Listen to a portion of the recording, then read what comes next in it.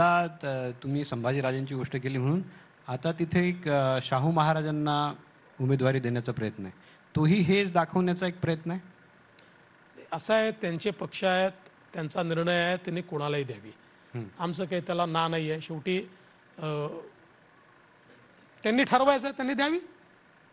नाही, पण ते हे दाखवण्याचा प्रयत्न आहे की आम्ही शाहू महाराज म्हणजे सगळ्यांना बघतो, सगळीकडे बघतो आम्ही. हे एकच गोष्ट मी सांगतो की बघा, आता हे म्हणणं मी जरा थोडं जास्ती होईल, पण भारतीय जनता पक्षाने जेव्हापासनं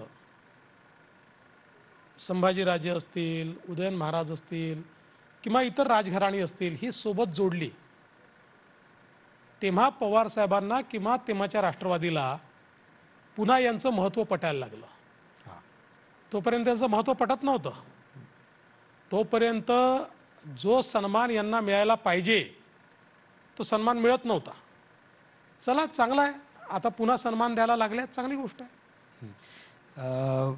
दुसरं आता शेवटचा प्रश्न आहे आता, कारण मला माहीत आहे तुम्हाला 6:30 वाजता जायचं आहे, त्यामुळे की तुमचं आणि शिंदेंचं जे काही जागा वाटप सुरू आहे आता सध्या, त्या जागा वाटपात त्यांच्याबरोबर तोच न्याय होईल का जो शिवसेनेबरोबर म्हणजे ठाकरेंच्या सेनेबरोबर झाला होता?